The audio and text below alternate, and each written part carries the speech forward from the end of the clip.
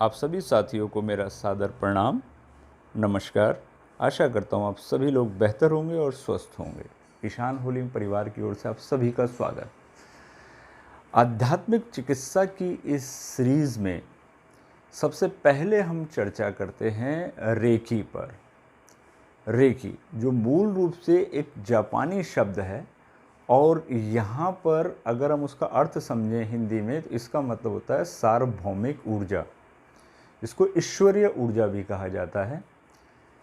Recce को स्पर्श चिकित्सा के नाम से भी जाना जाता है और इसके बीज ऋग्वेद में मिलते हैं। ऋग्वेद का जो 10वां मंडल है उसमें 137वें सूक्त के अंदर स्पर्श चिकित्सा का उल्लेख हुआ है। इसके अलावा अन्य ग्रंथों में भी और अन्य वेदों में भी स्पर्श चिकित्सा का उल्लेख हुआ है।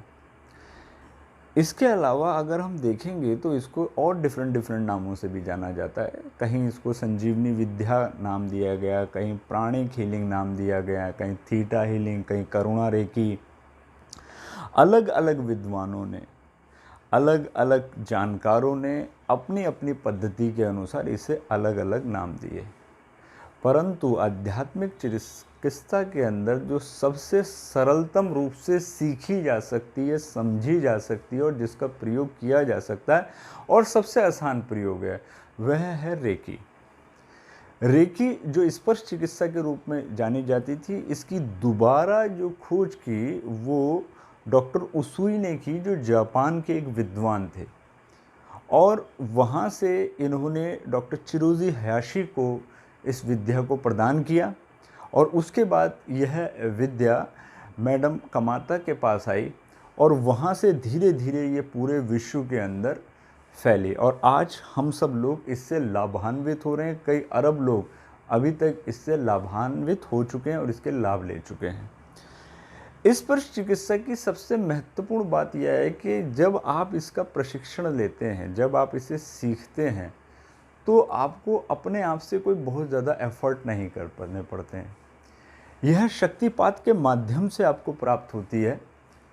जब आपके ऊपर शक्तिपात होता है तो आपके अंदर रेकी स्पर्श चिकित्सा की शक्ति प्रवेश कर जाती है और इसका आप कहीं भी कैसे भी प्रयोग कर सकते हैं, अपने ऊपर या किसी दूसरे व्यक्ति के ऊपर।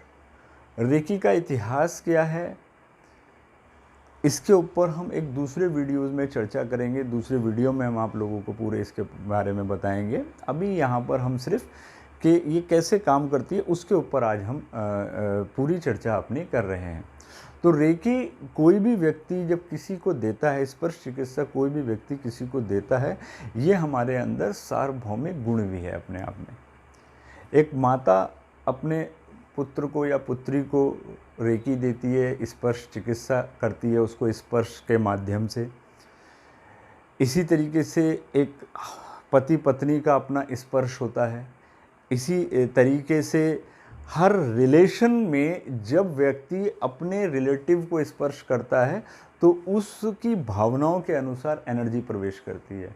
हाँ, जब आप इसमें अट्यून हो जाते हैं, जब आपको शक्तिपात हो जाता है, शक्तिपात होने के बाद आप इस एनर्जी का व्यापक प्रयोग कर सकते हैं और व्यापक प्रयोग करने में इसका सबसे पहले जो चरण आता है वह आता है रेकी का प्रथम चरण।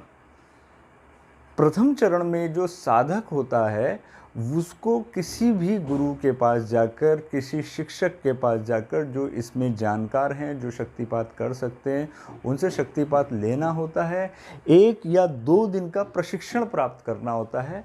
प्रशिक्षण के अंदर सबसे पहली प्रक्रिया तो जो कोई भी प्रशिक्षक होता है जो सिखाता है वह यह बताता है कि रेकी का इतिहास क्या है, रेकी क्या है। फिर शक्तिपात का क्रम होता है। शक्तिपात के बाद इसमें सिखाया जाता है कि ऑरा क्लीनिंग कैसे की जाती है, अपने आप को कैसे एनर्जाइज किया जाता है, अपनी पूरी बॉडी को कैसे एनर्जाइज किया जाता है, अपने भोजन को, पानी को, घर को, किसी दूसरे व्यक्ति को कैसे आप एनर्जाइज कर सकते हो। यानी अगर हम बड़ी व्यापक स्तर पर देखें तो प्रथम चरण आप तक सीमित होता है कहीं ना कहीं। हाँ, आप दूसरे की भी मदद कर सकते हैं लेकिन उस व्यक्ति की जो आपके सामने मौजूद है।